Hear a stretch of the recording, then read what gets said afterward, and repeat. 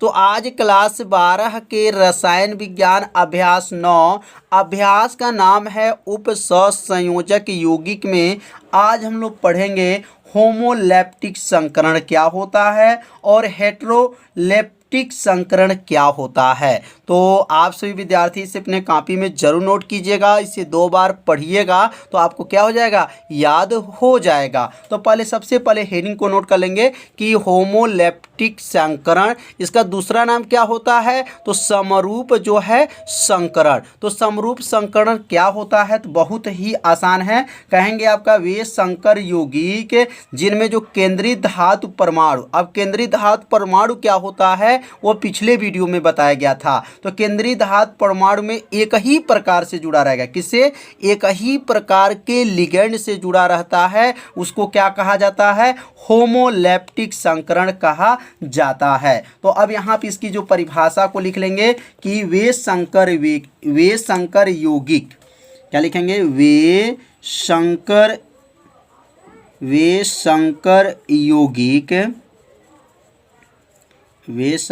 यौगिक जिनमें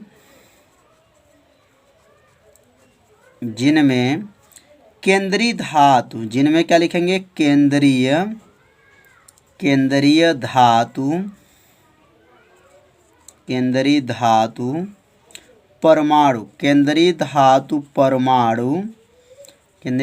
परमाणु एक ही प्रकार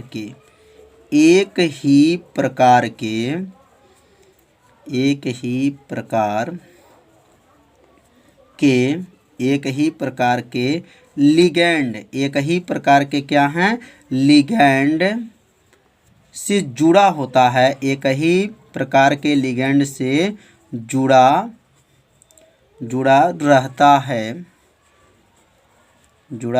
है, उसे क्या कहते हैं तो उसे क्या कहेंगे, होमोलैप्टिक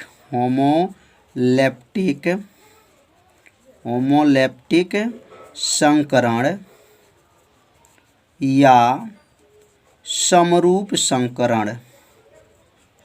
या समरूप संकरण कहते हैं। कितना आसान है, बस इसे 2 बार पढ़िए, आपको परिभाषा क्या हो जाएगा, याद हो जाएगा।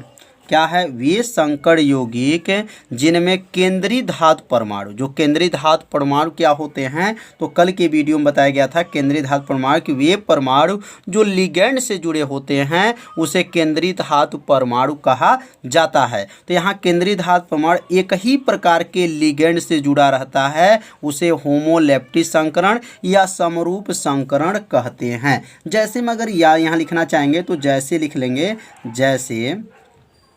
जैसे जो है Fe कोष्टक में लिख सकते हैं Cn, यहाँ 6 है और पावर जो है यहाँ पर 4 है। तो अब यहाँ पे पूछा जाएगा कि यहाँ पे जो है Fe जो देख रहे हैं, Fe एक कितने लिगेंड से जुड़ा है, तो यहाँ पे इसके आगे देखेंगे तो एक ही जो है लिगेंड से जुड़ा हुआ है, मतलब इसे क्या कहा जाएगा, होमोलैप्टिक संकरण कहा जाता है। अब यहाँ पे अगर देखते हैं तो लिखेंगे CO है, कोष्टक में क्या है NH क्या है 3 है और यहाँ 6 है और यहाँ पे पावर जो दिया गया है 3 है। तो अब यह बताइए जो यह CO है इसके आगे कितने जो है लिगेंड है, तो देख रहे हैं NH3 जो लिखा गया है एक ही इसको माना जाएगा। तो इसमें जो है केंद्रीय धातु परमाणु में एक ही प्रकार के क्या होगा, लिगेंड से जुड़ा होगा, मतलब इसके आगे जो देखेंगे इसमें एक है, इसमें भी जो है एक ही है, तो एक ही लिगेंड से जुड़ा रहता है, उसे होमोलैप्टिक संकरण या समरूप संकरण कहते हैं। अगर इसमें एक और जुड़ जाता है, मतलब Cn के बगल में एक और आ जाए, NH3 के बगल में एक और आ जाए, तो ये सब क्या हो जाएंगे, क्या कहेंगे, हेटेरोलैप्टिक संकरण कहा जाता है, जिसमें जो है एक ही प्रकार के लिगेंड से नहीं जुड़ते हैं, मतलब एक से अधिक प्रकार के जो लिगेंड से जुड़ते हैं उसको क्या कहा जाता है, हेटेरोलैप्टिक संकरण कहा जाता है। तो समझ में आ गया होगा। इसमें जो है Cn जो है, यहाँ जो Fe के आगे Cn जो देख रहे हैं एक है, मतलब यहाँ पर एक ही लिगेंड माना जाएगा और इसको भी एक ही लिगेंड माना जाएगा। तो अब अगला जो हम लोग लिखेंगे हेटेरोलैप्टिक संकरण। हेटेरोलैप्टिक संकरण क्या होता है अब इनके बारे में समझ लेंगे। या उनका दूसरा नाम क्या है, तो उनका दूसरा नाम है असमरूप। क्या कहेंगे?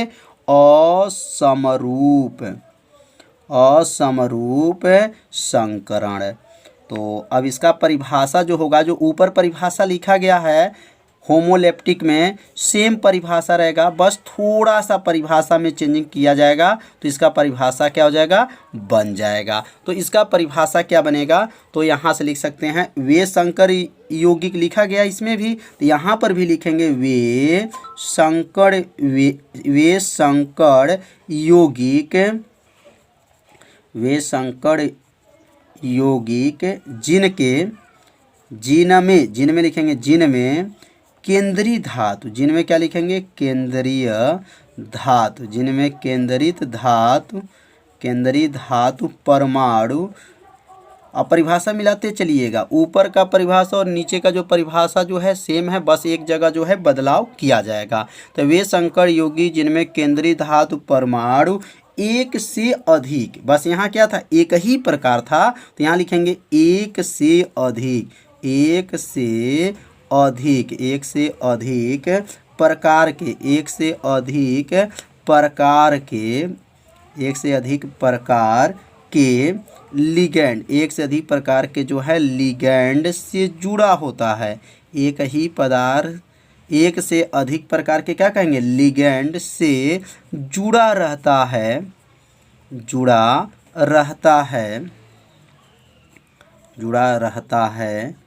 उसे क्या कहते हैं?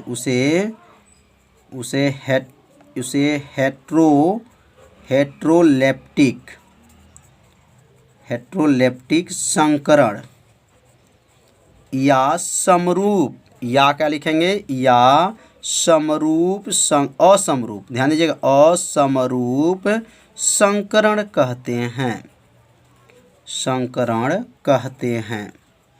तो परिभाषा जो है ऊपर जो हम लोग पढ़े हैं होमोलेप्टिक और जो है हेट्रोलेप्टिक परिभाषा में क्या अंतर है देख ही लिए होंगे। उसमें जो है एक ही प्रकार के हैं और इसमें जो है एक से जो है अधिक प्रकार के लिगैंड से क्या होता है? जुड़ा रहता है। अब इसका एग्जाम्पल समझ लेंगे। अब इसका एग्जाम्पल जो क्या है, तो यहाँ लिखेंगे जैसे, अब यहाँ इसका जैसे लिख लेंगे। अब जैसे क्या बनेगा? तो यहाँ लिखेंगे जैसे PT, क्या है? PT, और यहाँ Cl3 कोष्टक में NH3, NH क्या है? 3, और यहाँ भी 3 दिया गया है। अब इसका नाम क्या होता है? आगे चल के आपको नामांकन भी पढ़ाया जाएगा, इसका नाम कैसे लिखा जाएगा। तो अब यहाँ पे जैसे यहाँ प्लस दिया गया, इसमें ध्यान से देखिए, इसमें जो है लिगेंड कई गए हैं, जैसे CH3 है, NH3 है। यहाँ पे क्या था? देखिए CN में एक माना जाएगा, इसमें एक लिखा है, FI के आगे कितना? एक है, और यहाँ PT में देखिए 1 2 2 हो गया। तो यहाँ क्या, इसको क्या कहा जाएगा?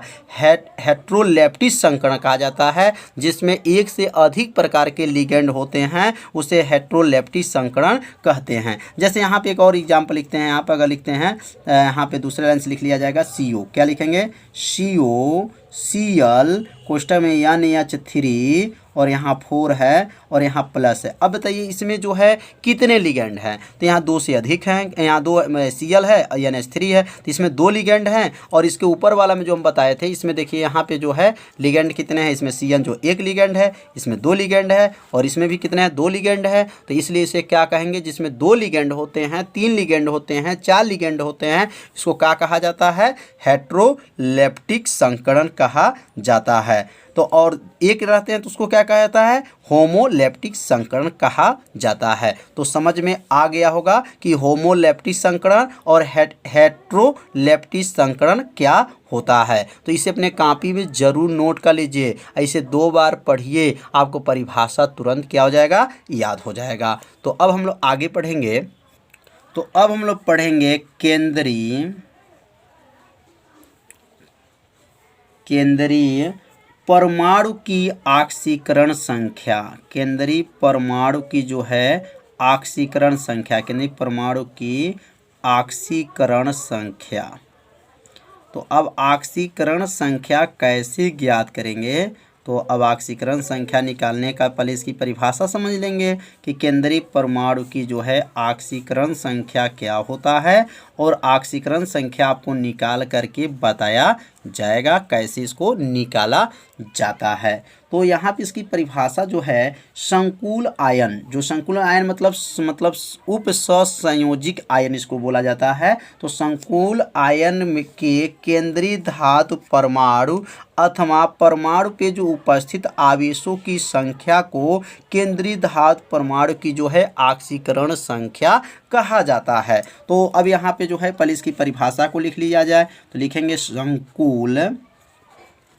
संकुल आयन, क्या लिखेंगे? संकुल आयन, आयन के केंद्रीय, आयन के जो है केंद्रीय, संकुल आयन के केंद्रीय धातु आयन, केंद्रीय धातु आयन। तो केंद्रीय धातु आयन किसे कहते हैं? मतलब वे आयन होते हैं जो लिगैंड से जुड़े होते हैं। किससे? लिगैंड से जुड़े होते हैं, उसे केंद्रीय धातु आयन कहा जाता है। तो लिखेंगे संकुल आयन के केंद्रीय आयन, केंद्रीय जो है धातु आयन अथवा जो है परमाणु पर उपस्थित, क्या लिखेंगे? परमाणु पर उपस्थित, परमाणु पर उपस्थित आवेशों की संख्या, आवेशों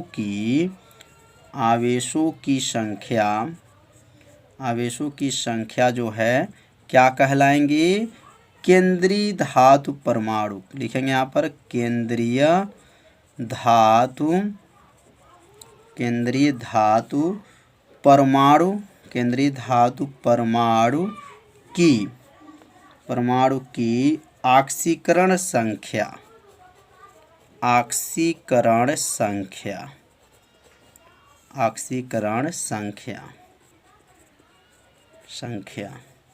कहलाती हैं।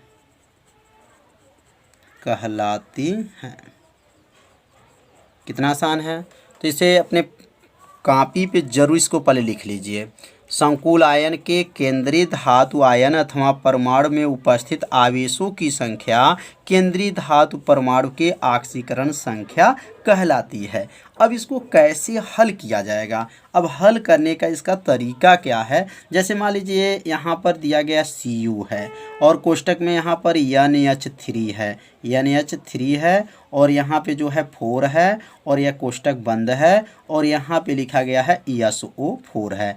इसमें अगर Cu का जो है ऑक्सीकरण संख्या निकालना है तो Cu का ऑक्सीकरण संख्या कैसे निकाला जाएगा? तो अब ये इसका निकालने का जो है कुछ नियम सीख लेंगे और कुछ जो है आप लोग को इसका चार्ज समझेंगे। माने SO4 पे कितना चार्ज होता है, NH3 का जो है ऑक्सीकरण संख्या क्या होता है, आप लोग क्लास 11 में पढ़े होंगे। यदि आप नहीं जानते होंगे तो आप सभी विद्यार्थी जरूर कमेंट कीजिएगा। तो एक वीडियो जो है इसका ऑक्सीकरण संख्या क्या है, NH3 का ऑक्सीकरण संख्या क्या है, Cn का ऑक्सीकरण संख्या क्या है, हाइड्रोजन का ऑक्सीकरण संख्या क्या है, तो एक वीडियो बना करके अपलोड कर दिया जाएगा जिससे आपको अच्छे से समझ में आ जाएगा। अब यहाँ पे Cu का जो है ऑक्सीकरण संख्या हमको ज्ञात करना है। तो यहाँ लिखेंगे, ये लिखेंगे, इसमें लिखेंगे Cu की, लिखेंगे यहाँ पर Cu की ऑक्सीकरण संख्या जो है X है। Cu की जो हम क्या मान लिए हैं, ऑक्सीकरण जो संख्या है X मान लिए। किसको माना गया है? इसमें Cu का अगर ऑक्सीकरण संख्या निकालते हैं तो लिखेंगे Cu की ऑक्सीकरण संख्या क्या है, X है। यहाँ पे ऑक्सीकरण संख्या X है, क्या है, X। अब यहाँ पे जब Cu का ऑक्सीकरण संख्या X हो गया तो यहाँ पे Cu के नीचे X लिख लेंगे, प्लस कर लेंगे। और अमोनिया जो है NH3 मतलब अमोनिया का ऑक्सीकरण संख्या क्या होता है, 0 होता है।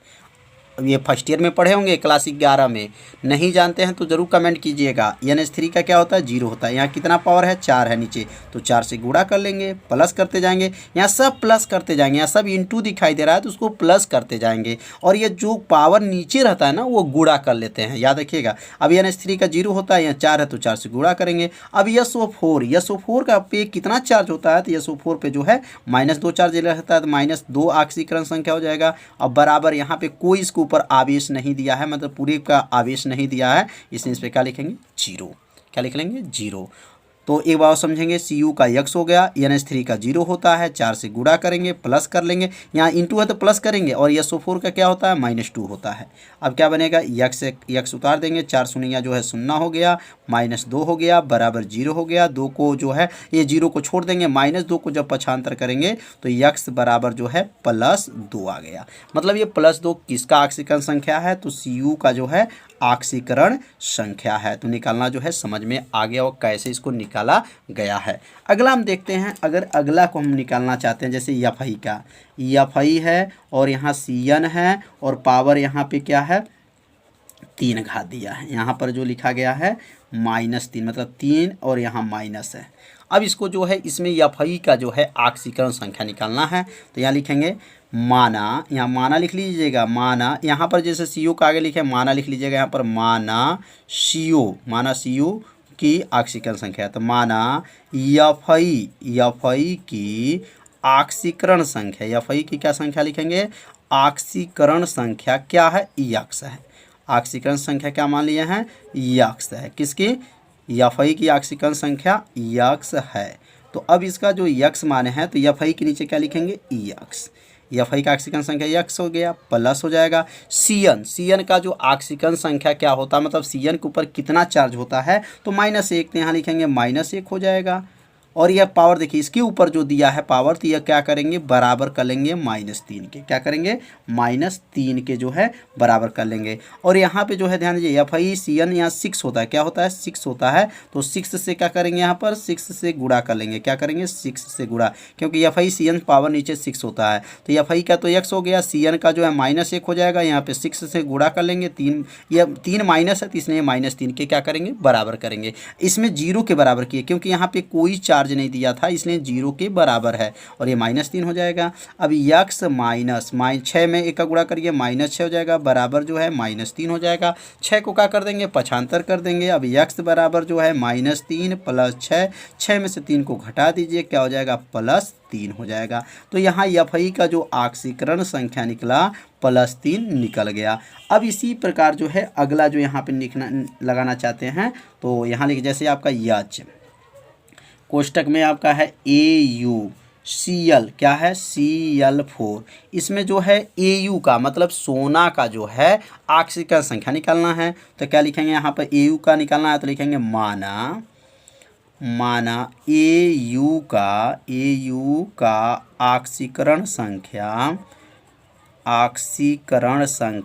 क्या है, तो Au का ऑक्सीकरण संख्या जो है x है, क्या है, संख्या जो है x है, यहाँ x मान लेंगे। किसका, Au का जो ऑक्सीकरण संख्या है वह क्या है, x है। अब बताइए H का कितना होता है, तो H का जो होता है 1 होता है, प्लस चार्ज होता है, क्योंकि H के ऊपर प्लस चार्ज होता है। Au का क्या हो गया, x हो गया। Cl के ऊपर कितना चार्ज होता है, -1 होता है, -1, और यहाँ 4 है तो 4 से गुणा कर लेंगे, बराबर करेंगे, और यहाँ कोई चार्ज नहीं दिया इसलिए यहाँ पे 0 कर लेंगे। अब क्या बनेगा, 1 हो जाएगा, प्लस हो जाएगा, x हो जाएगा, 4 × 9 4, -4 हो गया, बराबर 0 हो गया। अब 1 में से 4 को घटाएंगे तो क्या बनेगा, -3 बनेगा, बराबर 0 हो जाएगा। अब यहाँ 3 को क्या कर लेंगे, पक्षांतर कर देंगे, तो x बराबर जो है 3 हो जाएगा। तो x का मान कितना आ गया, 3 आ गया। तो x बराबर 3 आया, और यहाँ चाहे तो आप प्लस लिख सकते हैं, लेकिन यहाँ प्लस जो है छिपा रहता है, तो x का मान जो है +3 आ गया। तो ऑक्सीकरण संख्या जो है निकालना समझ में आ गया होगा कैसे। तो सबसे पहले नोट कर लीजिए, जटिल आयन पर आवेश या संकुल आयन पर आवेश। अब ये क्या होता है, बहुत आसान परिभाषा है, तो इसका उत्तर होगा लिगैंड और केंद्रीय धातु परमाणु के आवेशों का बीजगणितीय योग ही क्या कहलाता है, जटिल आयन का आवेश कहलाता है। तो लिगैंड क्या होते हैं बताया जा चुका है, और केंद्रीय धातु परमाणु क्या होते हैं इसको भी बताया जा चुका है। यदि आप नहीं देखे होंगे तो प्लेलिस्ट में वीडियो है, वहां से जा करके उस भाग का वीडियो देख सकते हैं। तो यहाँ इसकी परिभाषा लिख लेंगे, लिगैंड, तो यहाँ लिख लीजिए लिगैंड और केंद्रीय, लिगैंड और केंद्रीय, लिगैंड और केंद्रीय धातु परमाणु, धातु परमाणु केंद्रीय धातु परमाणु के आवेशों का बीजगणितीय आवेशों का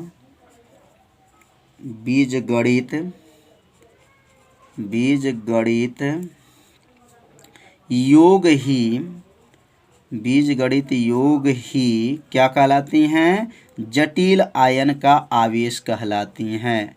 जटिल आयन का आवेश कहलाती हैं। आवेश कहलाती हैं। 2 लाइन की परिभाषा है, बस इसे 2 बार पढ़िए, आपको परिभाषा क्या हो जाएगा? याद हो जाएगा। तो क्या कहेंगे? लिगेंड और केंद्रीय धातु परमाणु के आवेशों का बीजगणितीय योग ही क्या कहलाएंगे? जटिल आयन का आवेश कहलाती हैं। अब यहाँ पे कैसे हम लोग जो है संकुल आयन पे आवेश की गणना करेंगे, तो अब यहाँ आवेश निकालने की विधि क्या है, तो यहाँ लिख लेंगे संकुल आयन पर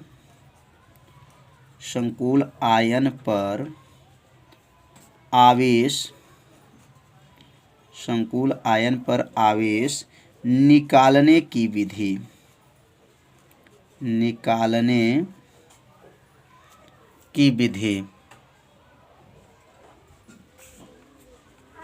विधि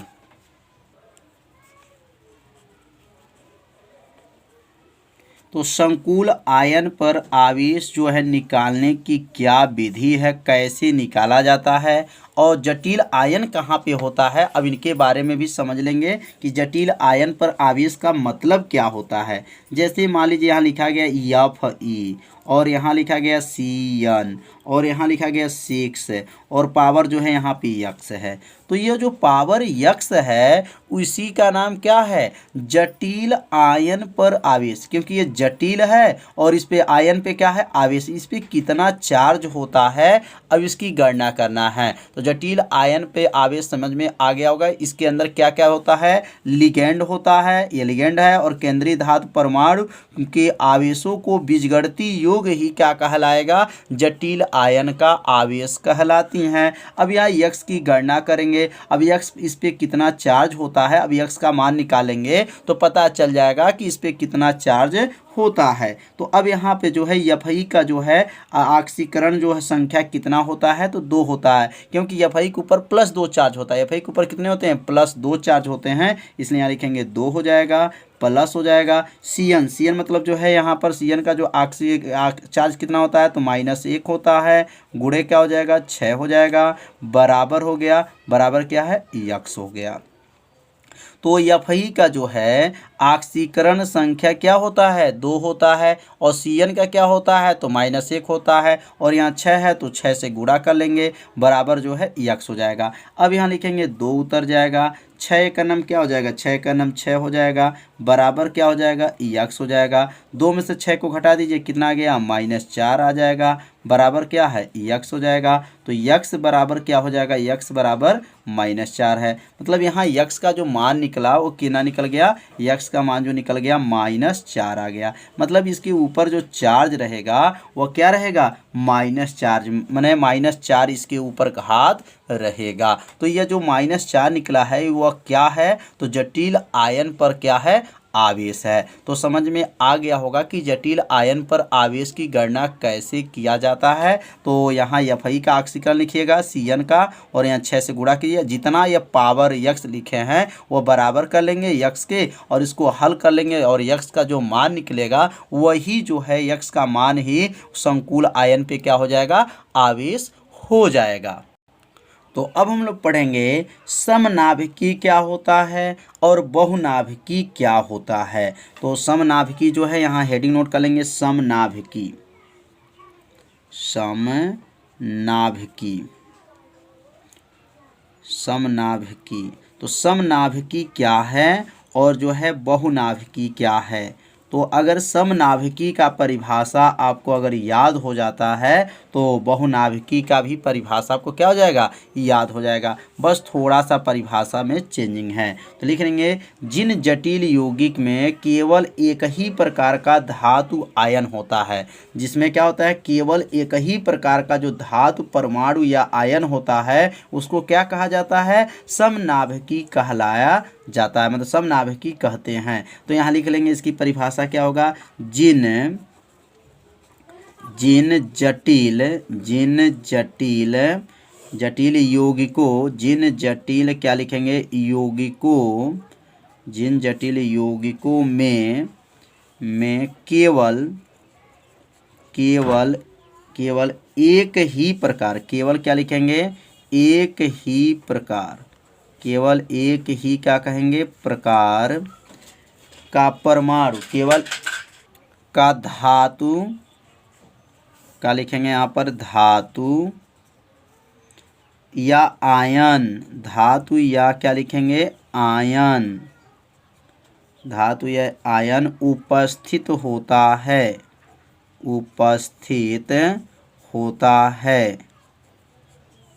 है, उसे क्या कहते हैं, उसे समनाभिकी कहते हैं, उसे क्या कहेंगे, समनाभिकी कहते हैं, समनाभिकीय कहते हैं। कितना आसान है, क्या कहेंगे, जिन जटिल यौगिकों में केवल एक ही प्रकार के धातु, मतलब इसमें केवल एक ही प्रकार के जो धातु होते हैं या आयन जो होते हैं उपस्थित होता है उसे समनाभिकी कहते हैं। अब यहाँ जैसे लिख लेंगे, मतलब और इसका एग्जाम्पल क्या होगा, तो ये क्या लिखा गया है, जिन जटिल यौगिकों में केवल एक ही प्रकार का धातु, मतलब केवल जो उसके अंदर जो है एक ही प्रकार का जो है धातु आयन जो है उपस्थित रहेगा। तो यहाँ पे जैसे लिख लेंगे, क्या क्या नाम इसका है, तो जैसे यहाँ लिखेंगे CO, क्या लिखेंगे, CO Cl3 6 जो है यहाँ पे 6 हो जाएगा, 6NH3। अब यहाँ पे अगर अगला लिखेंगे तो COCl3 और यहाँ लिख सकते हैं 5NH3 और यहाँ लिखेंगे COCl3 और यहाँ लिखेंगे 4NH3। तो इसमें ये सब क्या हैं, तो ये समनाभिकी हैं। कैसे पता चला है कि ये समनाभिकी हैं, क्योंकि जिन जटिल यौगिकों में केवल एक ही प्रकार का धातु आयन, तो यहाँ पे जो है धातु जो है इसमें CO है, Cl3 है, Cl3 है, NH3 है, तो इसमें क्या कहा जाएगा, मतलब यह जो है सेम आपको है, लेकिन यहाँ 6 है, यहाँ 5 है, यहाँ 4 है, तो यह क्या है, समनाभिकी हैं, क्योंकि इसके अंदर जो है क्या है, एक ही प्रकार के धातु या आयन क्या हैं उपस्थित होते हैं, उसे समनाभिकी कहते हैं। तो अब अगला पढ़ेंगे हम लोग बहुनाभिकी क्या होते हैं। तो अब यहाँ हेडिंग लिख लेंगे बहुनाभिकी, बहुनाभिकी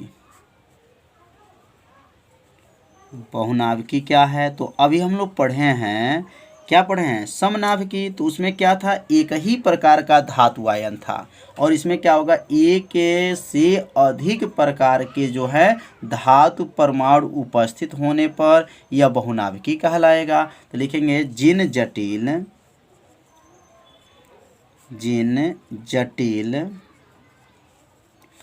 जटिल यौगिकों में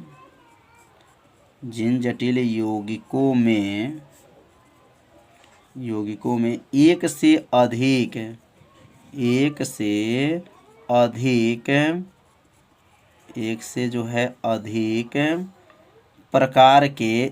अधिक प्रकार के धातु परमाणु, धातु क्या होते हैं, परमाणु उपस्थित, धातु परमाणु उपस्थित होने पर क्या कहलाएंगे, उपस्थित होने पर बहुनाभिकी कहलाती हैं, बहुनाभिकीय कहलाती हैं।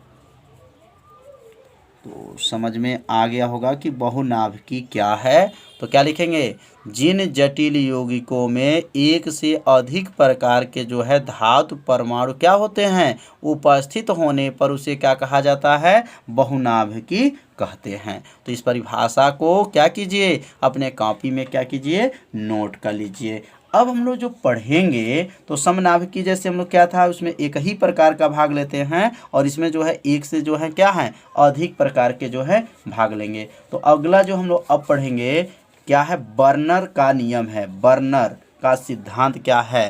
तो यहाँ पहले हेडिंग नोट कर लेंगे कि संयोजकता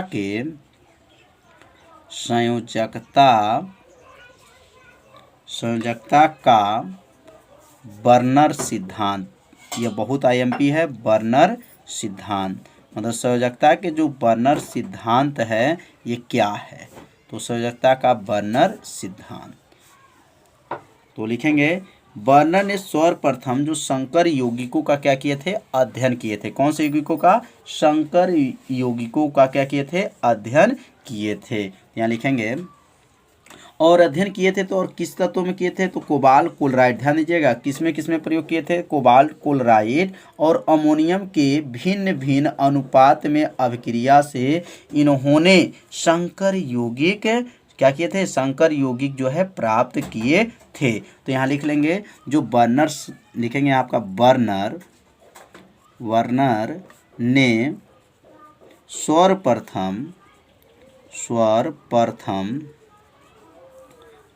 सर्वप्रथम किस तत्व में, संकर यौगिक में, लिखेंगे आपका संकर यौगिकों का अध्ययन किया। किन यौगिकों का, संकर यौगिकों का अध्ययन किया था। कोबाल्ट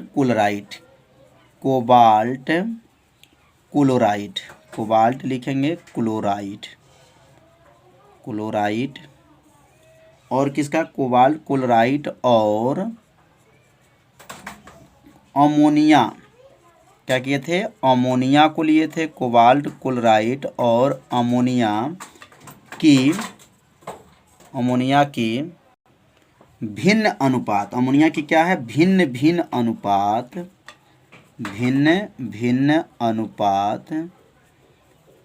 क्या है,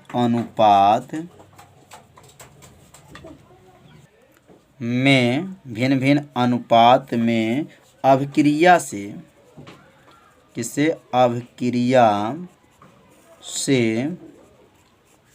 उन्होंने भिन्न भिन्न क्या है, अनुपात से इन्होंने क्या किए थे, संकर यौगिक प्राप्त किए थे। कौन यौगिक, संकर यौगिक प्राप्त किए थे। संकर यौगिक जो है प्राप्त किए थे। तो संयोजकता का बर्नर सिद्धांत क्या है, जो वर्नर, ध्यान दीजिएगा ये वर्नर है,